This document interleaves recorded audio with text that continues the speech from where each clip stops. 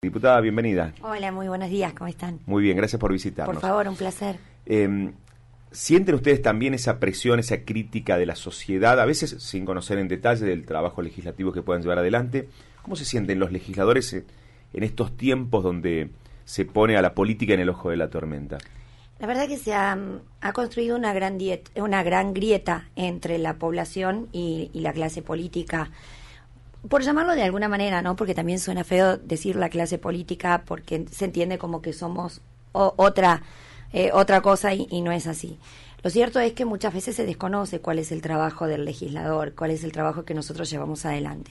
Sumado a esto tenemos legisladores que están en función y legisladores mandatos cumplidos que se han encargado de decir y de desnotar a la Cámara de Diputados y decir que es una Cámara chata, que es una Cámara que no genera debate, que no genera discusión. Entonces todo ese tipo de cuestiones obviamente que va influyendo en la sociedad, sumado a esto el termómetro social, la inflación, la crisis económica, no se llega a fin de mes y bueno, obviamente esto hace que termine siendo un gran combo y que termine generando este divorcio que hay entre los diputados, entre los senadores y la sociedad, ¿no? ¿Sienten que ustedes contribuyen en algún punto? A mí se me vienen a la cabeza dos leyes aprobadas sin pasar por comisiones. Una, cuando fue el conflicto docente, y otra que hacía referencia a las fake news, que de hecho esta última ni siquiera fue tratada todavía en el Senado. ¿No sienten que ustedes también a veces contribuyen con determinadas acciones a esta grieta? Bajo reglamento estamos habilitados a poder tratar proyectos sobre tabla. No, eso sí se entiende, eso sí se entiende. Que fueron, digamos, estos dos proyectos que se trataron, que son proyectos sobre tablas, y por eso, cuando se propone el tratamiento sobre tablas de un proyecto, se conforma la Cámara en comisión en ese momento y es ahí donde lo trabajamos. Pero digo, uno fue vetado parcialmente y el otro ni siquiera lo trató el Senado. O sea, no había tanto apuro, eso es lo que uno quizás entiende. Sí, por ahí quizás no había apuro, quizás había que estudiarlo un poco más, en especial el tema de la fake news. Sí creo que hemos cometido un error en poner en un artículo, no recuerdo en este momento qué artículo era, pero poner digamos, los funcionarios, y en realidad porque era un proyecto que estaba dirigido a toda la sociedad, porque obviamente a cualquiera nos puede llegar a pasar que se filtre un video nuestro, de alguna expareja, de lo que fuere. Nos puede llegar a suceder absolutamente a todos. Creo que ese fue el error que cometimos y que no lo advertimos en ese momento. Pero después, bueno, obviamente el tratamiento sobre tablas está habilitado, esa es una potestad que nosotros tenemos y que podemos utilizarla cuando queramos, siempre y cuando tengamos los 2/3 de los votos. Claro. En el caso de lo que se trató este martes sobre las hectáreas que se desafectaron de Finca Las Costas, hubo un reclamo o por lo menos un cruce con la oposición sobre el impacto ambiental. En ese sentido, ¿sí se ha trabajado con los estudios pertinentes para poder hacer esta desafectación? Mira, yo a la oposición la verdad que no la entiendo. Y la verdad que no estoy haciendo ni un show, ni un acting, ni nada, pero te juro que no las entiendo. Porque nosotros habíamos estado reunidos en la semana anterior con el ingeniero Macedo, estuvimos reunidos en presidencia, estaban todos los diputados invitados, estuvo la oposición presente y de hecho la reunión se extendió muchísimo más de lo que teníamos pensado, precisamente porque se le hicieron todas las preguntas y todas las consultas necesarias al ingeniero con respecto a lo que era este proyecto. Después cuando van a las reuniones de comisión terminan estando de acuerdo, te dicen que sí, no hay ningún problema, después al momento de firmar el dictamen se hacen los tontos, se levantan y se van, y cuando llegan al recinto te hacen todo este tipo de planteos, que no está esto, que no está lo otro, entonces me voy a abstener.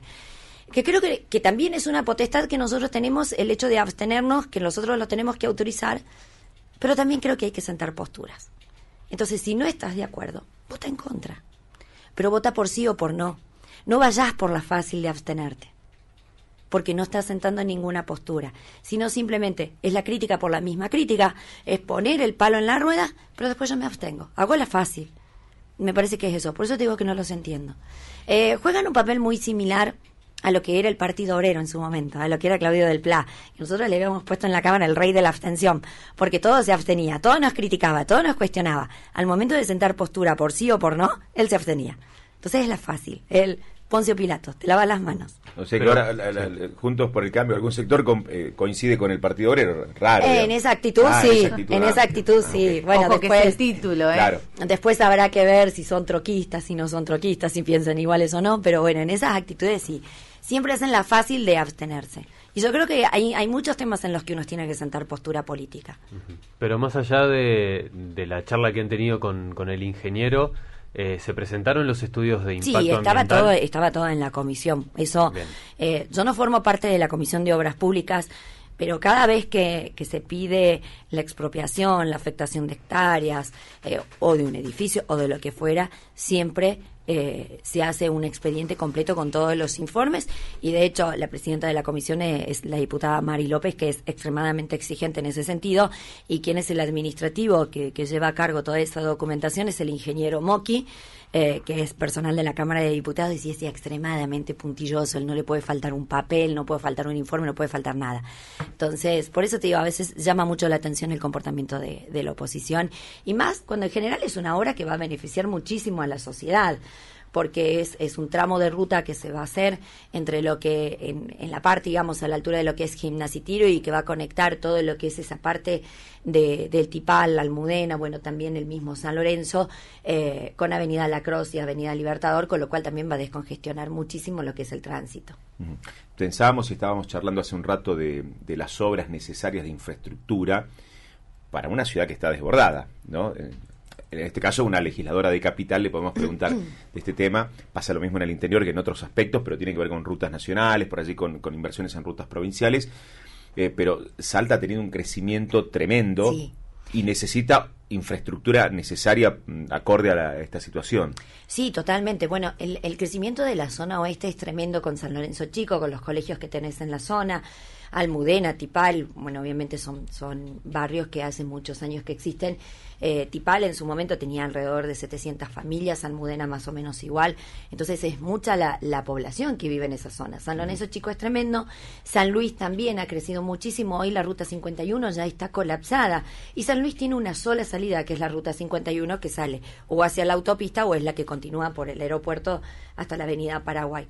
Y vos te das cuenta que en horarios picos, 8 de la mañana, 7:30, 8, la verdad, yo vivo por la zona y la verdad que se te hace imposible. Si vos tenés que estar a las 8 de la mañana en algún lugar y tenés que ir previendo de salir de tu casa a 7:15 porque no vas a poder llegar a horario. Bueno, un tema que charlamos hace un rato, Agustín daba el ejemplo de, antes estábamos acostumbrados en Salta que en 5 minutos estoy de un lugar a otro. Ya no. Hoy ha cambiado todo eso. Volviendo a la cuestión de las polémicas políticas, hay una idea de que esto debe cambiar también dentro de la discusión que ustedes tienen como legisladores para tratar de cerrar esa grieta con la sociedad. ¿Cómo se puede hacer para cerrar esa grieta? Sí, obviamente. Yo creo que primero y principal es dar a conocer lo que es la tarea del diputado, y que la gente también sepa que nuestra función no solamente es o el lunes y el martes en comisión y la sesión. Esa no es la única tarea que nosotros tenemos. Nosotros gestionamos, ayudamos, recorremos los barrios, estamos presentes en distintas instituciones, ayudamos mucho a gestionar con distintos ministros y distintas cuestiones. Entonces no es solamente la tarea de la sesión. Sí hubo algo muy importante este martes, que fue el cambio de reglamentación que nosotros hemos tenido. Veníamos trabajando con un reglamento muy viejo, un reglamento que ya tenía 82 años, con 11 resoluciones y con modificaciones parciales de algunos artículos. Entonces creíamos que verdaderamente era el momento de poder modificar ese reglamento y hacer una modificación de fondo importante. Lo veníamos trabajando desde el año pasado, que se habían presentado proyectos de distintos diputados, entre ellos yo, y este año se presentaron otros proyectos más. Entonces en el mes de febrero dijimos, bueno, nos sentemos a ver todas las modificaciones que se proponen y elaboremos un nuevo reglamento. ¿Cuál sería lo más importante de esa modificación en reglamento? Tiene muchas modificaciones importantes. A ver. Entre ellos la inclusión de lo que es el acta de labor dentro del reglamento. En el reglamento viejo que nosotros teníamos figuraba lo que era el orden del día, y hace 20 años que no se trabaja con orden del día. Entonces incluyó lo que es el acta de labor, que esto te permite tener una agenda legislativa y también permite que las minorías puedan poner sus proyectos en el acta de labor y puedan dar a conocer y puedan darle publicidad a los mismos. Otra de las cuestiones que también se cambió es el tema de los descuentos. Aquel diputado que no vaya a a las sesiones o no vaya a reuniones de comisión y que no esté justificado, se le va a descontar el 10% de la dieta. 10% que va a ser acumulativa con las sucesivas faltas que tenga. Si faltó una vez el 10%, si faltó dos el 20% y así sucesivamente. Eso fue lo más resonante y te pregunto, ¿lo plantean porque ven dentro de la Cámara que hay mucho ausentismo? Hay ausentismo y hay diputados que verdaderamente justifican, porque te puede pasar y decís, bueno, pasó los otros días un diputado de Los Toldos, me manda un mensaje, yo soy presidente de una comisión, me manda un mensaje y me dice, diputada, estoy frenado en un corte y no tengo forma de llegar. Entonces, obviamente que está justificado. Ahora vos tenés una diputada que hace 2 años que no va a la reunión de comisión siendo miembro de ella, nunca justificó por qué no va. 2 años. 2 años. Que no va a la comisión. Sí a las sesiones, no a las reuniones va a de las comisión. sesiones y se retira antes también, pero no hace 2 años que no pisa la comisión de salud. Y nunca justificó por qué no va, ni tampoco renuncia a la comisión como miembro. Quitándole esto la posibilidad a otro diputado que sí pueda querer integrar la comisión de salud y tenga ganas de trabajar y vaya a trabajar todos los martes a la comisión y a discutir los proyectos. ¿Quién es la La diputada Mónica Juárez. Esa es la que no va hace 2 años. 2 años, exactamente. Una reunión, una comisión, digamos, de mucho peso. Es una comisión muy importante, la Comisión de Salud, en la cual además trabajamos muchísimo porque tenemos muchos expedientes para trabajar y también tenemos muchos invitados que van a la comisión. Esa tendría Juárez un descuento, entonces casi un 40%, si tienen reuniones todas las semanas. Y bueno, la verdad que habría que descontar la dieta completa de 2 años atrás, que no va a trabajar, pero bueno, sí, si no va a las comisiones a partir de ahora, sí, se le descontará, obviamente. ¿Se aplica desde cuándo esta modificación? Desde ahora, desde ya, desde el martes que se aprobó el nuevo reglamento. ¿Qué pasará, por ejemplo, con los otros días? Decíamos, como el lunes era feriado, el martes no sesionaron los diputados. Así, está bueno, ese laburo está lindo, digo. No, eso se modifica ahora también, claro, porque la conformación del acta de comisión tiene que estar presentada con 7 días de antelación. O sea, nosotros ahora estamos trabajando 2 actas juntas. Esta semana hemos trabajado una, ya tenemos el acta de la semana que viene. Se reúnen las comisiones y la comisión tenga o no tenga proyectos para tratar, tiene la obligación de por lo menos 2 veces al mes reunirse. Entonces eso va a hacer que si el lunes es feriado, el martes vamos a poder sesionar porque ya van a estar los dictámenes de las comisiones. Que esas son las modificaciones que se han ido implementando, lo cual también me parece muy positivo. Otra de las cuestiones que se incorporó también fueron las manifestaciones. Manifestaciones no estaba incorporado dentro del reglamento y se hacía por una cuestión de usos y costumbres.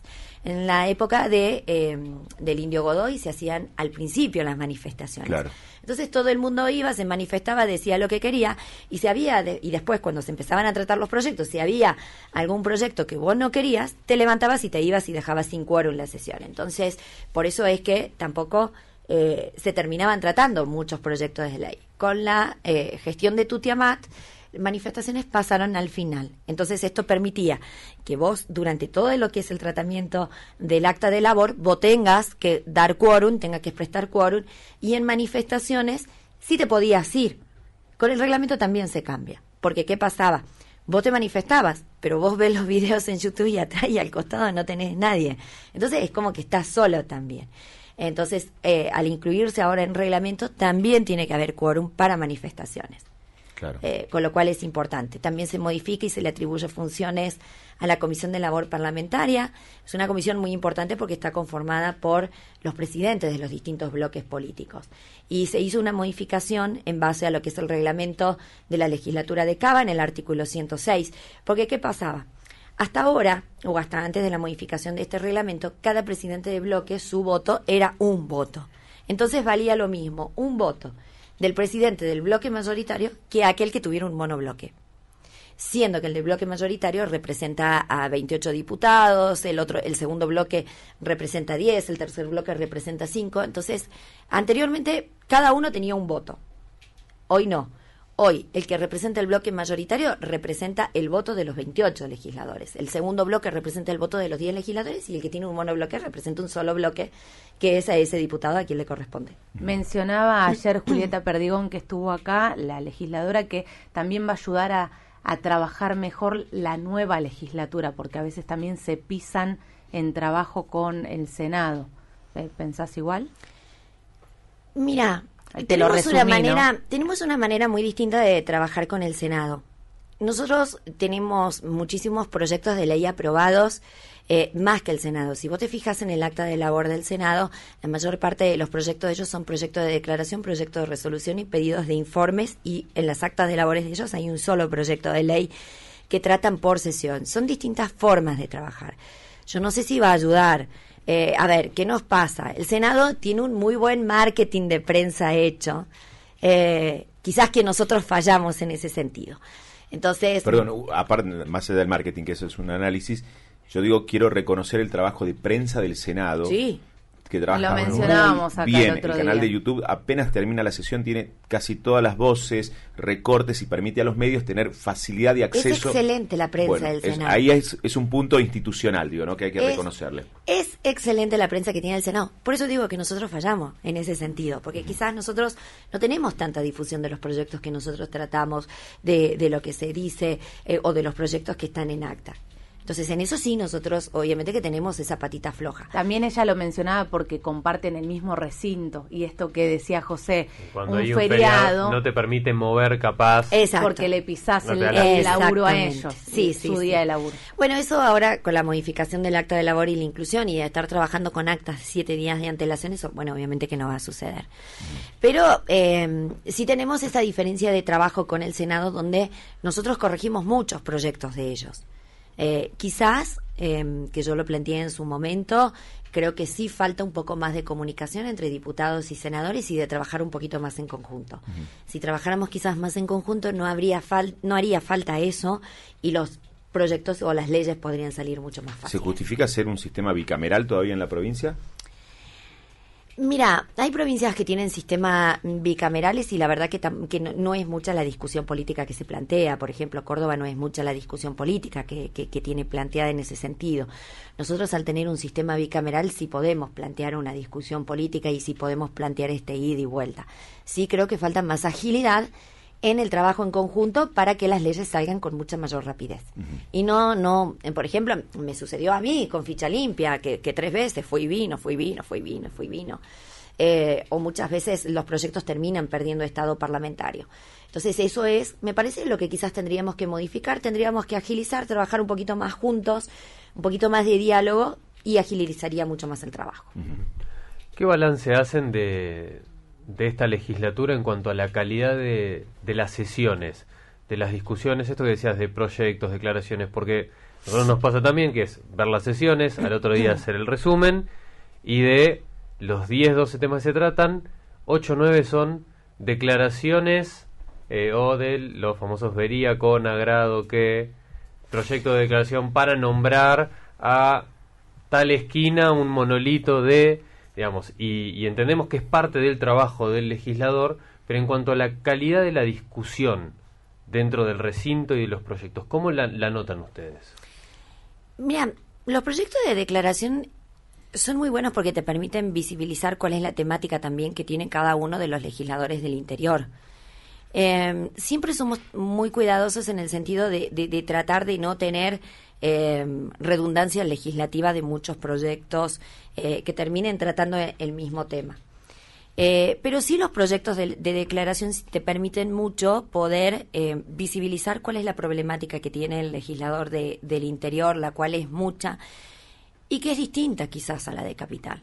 Y obviamente los legisladores y la gente del interior no tienen mucho acceso a cosas que nosotros desde capital sí. Siempre se plantea, ¿no?, esta diferencia entre los legisladores que somos de capital y los legisladores que son del interior. Me parece que está bueno visibilizar toda la problemática, está bueno contarlo.